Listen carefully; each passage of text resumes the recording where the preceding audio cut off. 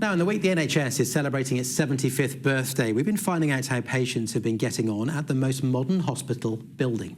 A military-style move saw some of the sickest patients treated at the Royal Sussex County Hospital in Brighton transferred to the new critical care and stroke departments at the Louisa Martindale building. Charlotte Wilkins has more. Moving from the oldest building in the NHS to the newest.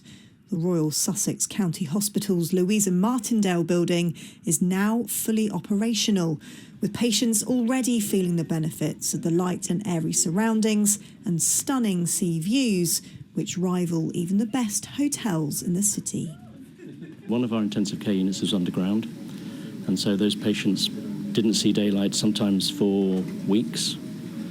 The corridors in the old hospital, as you know, very small, felt very compact, and so when patients were woken up after their critical illness, they didn't know whether it was day or night. Very difficult for them. And so to come here, where it's bright and airy, you've got the beautiful views of the sea, patients can have their diurnal rhythm back, they see the sun come up, they see the moon come up. It's really brilliant, it's incredible.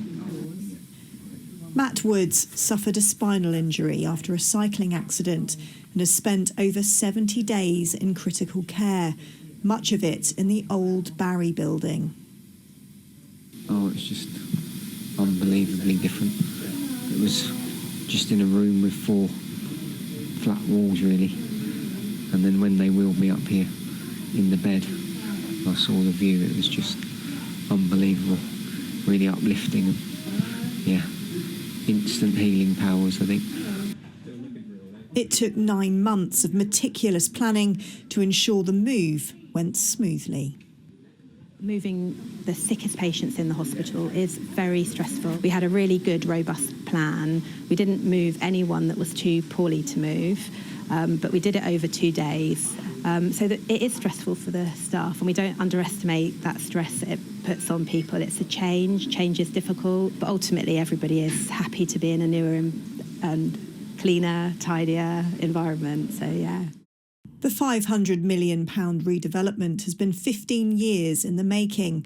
As well as critical care, there is a new stroke centre with top-class rehabilitation facilities. Mike Blomfield was admitted after he suffered a stroke. What sort of a difference do you think it's made to your recovery being here? It all helps. It really does.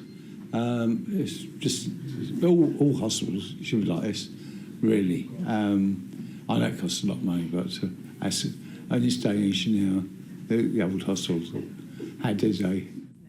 Now many patients are able to have their own room with a sea view and an ensuite, a stark contrast to the building Mike was being looked after in a few weeks ago. Leaving him in the little room in the old hospital, I felt I was leaving him in a cell, to be perfectly frank. And yes, coming in here, unbelievable, absolutely unbelievable. I can go home and put my head on a pillow and know that he always was in safe hands, obviously, but the environment was awful. Did you ever have anything like this before? I can't imagine. Every intricate detail of this build has been carefully thought out, from the outdoor therapy gardens to dedicated areas staff can take a much-needed rest.